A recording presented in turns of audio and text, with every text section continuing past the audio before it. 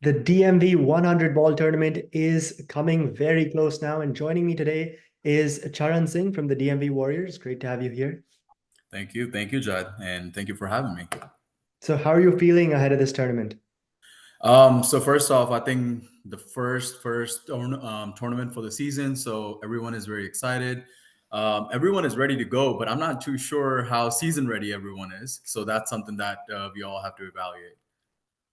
And season ready, and on top of that as well, a newer format as well in this tournament, a 100 ball tournament. So, tell us a bit about that as well, and the way you guys have to adapt to this. Yeah, for sure. 100 is something that is new to everyone, right? So not just us.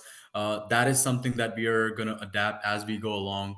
This game, we have tried practicing a couple of scenarios in the 100 ball, but all in all, again, unless you go in the game itself, it's gonna be tough. So once we go in, we'll figure out. Cricket is still going to be basic. We will go about the same approach, but of course, the strategies alongside having the five balls. That's something that's very different. And then a bowler bowling 10 balls, that's also something new to us. So really exciting, but also ready to see what challenges it bring alongside. And having a look at your team for this tournament, tell us a bit about that as well. Some players to look Yeah. for. So we have a good blend of youth as well as a good blend of experience. So we are planning on adding a few more youth. I will say they're not youth; they're transitioning into men's cricket. A lot of new players, new faces into DMV Warriors. Us as a brand, we are holistically really looking at how we can really ensure that not only this tournament, but we are setting a platform for the younger generation. So I think youth coming aboard, it really I would say enhances and adds a lot of value, right? From a fact that their jubilance actually excites the entire team. And we are really looking forward to a couple of young guys like Govind, Aryan, um, Rasesh. They're not as young as much, but again, transitioning into men's cricket and getting new experiences. They have played already the MLCs, the minor leagues, and all of that good stuff. But now replicating those performances from the bigger stages, they should be dominating at the local level. So I'm really looking forward to that transition, and vice versa. How exactly they take their local talents over to the major leagues, and then I bet just being around the bigger group, they have learned some valuable lessons that they will definitely share with the team. So really looking forward to a good blend, how we can use that as part of our strategy. Really looking forward to injecting them into the DMB Warrior setup. Yeah, and then we have a look at the DMV Warrior side historically over the last few years, especially. It's always had a lot of those younger players Mhm. who've really done well. We look at the Unity Cup as well. A lot of the younger guns, a completely local side, yet doing extremely well against some of the top players in the world. So tell us a bit about that as well, and the youngness of the team. So that's the challenge that we really want to take on, right? What we are really grooming ourselves and the younger generation is competition is very much similar everywhere. So what we are really trying to instill is that once you get over that hump of initial that he's a big player or this player or that player, once you start just playing the basic cricket, you can essentially compete with anyone in the world, right? So we always, not only in the Unity Cup, you get to play against the top players, but also alongside there's different tournaments and USA cricket and all of those different pieces. Once you see the setup, you are playing against IPL, PSL level players that are alongside. So really looking forward to this year how our team does against those top guys. Of course, it's going to be a challenge, but we are ready. And we talk about those tournaments, right? A lot of them in the DMV area as well, especially with a lot of youth-centered, local player-centered tournaments, right? We have a Mhm. look at the T10 World Cup or the DMV Cup. Spoke about the Unity Cup a bit earlier as well. So tell us a bit about that too and the opportunity it really provides for some of these players. So I think the platform is really set this year, right? All of the younger players, again, having DMV as a region by itself. I think that is a great step. Secondly, I think we are as a area, as a region, we are going to get a lot more opportunities, and I think these tournaments are the stepping stone. So I'm really hoping um, that the DMV region in and itself is really identifying some of the talent that's doing really, really well in these tournaments. So rather than any other region, one thing I'm really optimistic about is that our region is gonna have a centralized sort of merit pathway for younger guys. So if they come into these tournaments and they really do well, they do have eyes on them right from the get go. What was happening previously, that many of our guys who were performing well in our area, they would have to go out to New Jersey, New York, and recompete. And again, when you're not playing alongside somebody for a long time, it's hard to kind of look over those people, right? And a majority of the push was really coming from the tri-state area, which was New York, New Jersey, and essentially even Philadelphia to certain extent. We have had cricket in this area for almost what, 50 years. This is the 51st, I think, year we're going to be celebrating our cricket. So I think it was due time that we got our own region, and due time that we have a platform where we are all able to showcase our merits, right? And then from there on, whatever is the next step, we also have a local major league team, which is Washington Freedom.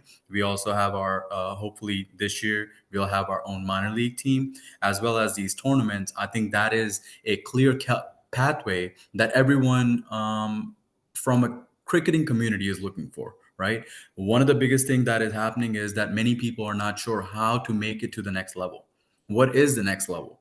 How do you define the next level? But in this case, you are clearly seeing that there are local tournaments. There's in these tournaments, there's no outsiders, right? So that's, first off, that's a great precedence in a way that all the local players get to justify their talents and showcase their talents. Once that local and regional kind of setup is enhanced a little bit more in this year, I think the I am very positive that Washington, D.C. area is capable of producing some of the finest cricketers that U.S. has seen. Um, Again, opportunity is what is lacking here, and I think these platforms are really gonna shine through. Yeah, absolutely. And we look at WCL, for example, right? That's been going on for many years now. And it really used to be the only big tournament, I'd say, in this area. But now I think over the last few years, as we've had more of these DMV tournaments, as you've said, um, that pathway really is there now for a local player, a youth player, to then take those opportunities and really get to the highest level. For sure, and I think one of the biggest, again, we all know the positives. So I think something of a, not of a negative, but something to be talked about is again our infrastructure, right? Many times, even I think just recently, Washington Freedom tried to sign George Mason up for a cricket field, and then the neighborhoods essentially shot down that idea of a cricket field in that area.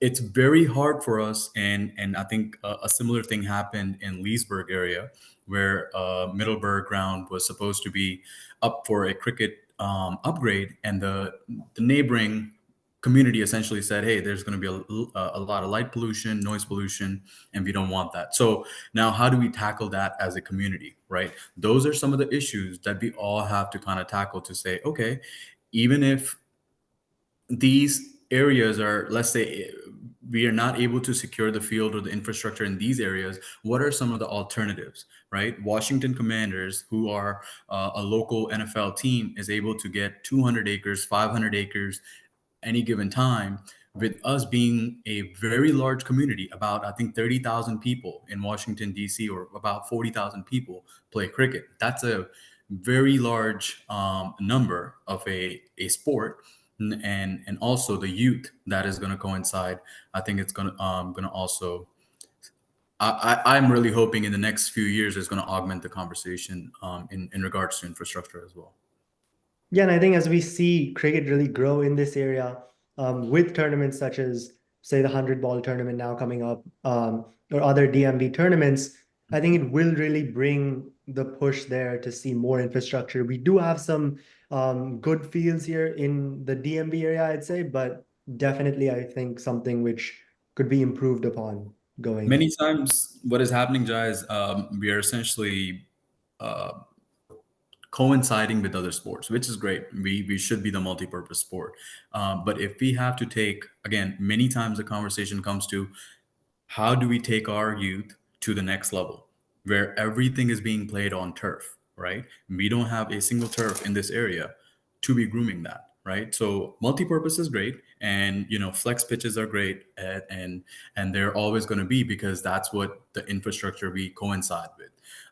But I think we have to take a deeper dig into seeing, okay, what are some of the infrastructure, and it might be that we all have to do a private investment. And when we say we, it might be just multiple people, right? Because in this area, it's not like other states where you can throw in a couple of $1 million and you'll get a big piece of land, right? In this area, even a small piece of land is costing in tens and 20s and $30 million.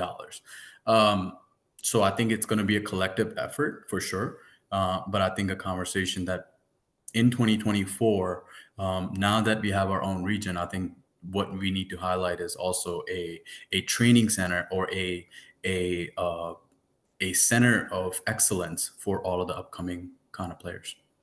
Yeah, absolutely. And I think the more infrastructure which we eventually are able to get, the more opportunities and the better players the DMV will be able to produce in years to come. For sure, for sure. And I mean, hoping some of these good conversations alongside yourself, we'll take on. There's a lot of good conversations in the back scenes, but I think people need to hear this out loud, right, on a camera, put a face to the conversation, and say, hey, who is really driving that, and how can we take it forward? So I really like these platforms that even yourself, right, even on social medias and other platforms that we are essentially reaching. Really hoping some good conversations are going to come out. Yeah, absolutely. And now looking ahead at this tournament, the DMV 100 ball tournament now this weekend. Best of luck for that. And good luck. All right. See you soon, Jai. I'll Yeah. see you in this weekend. Take care.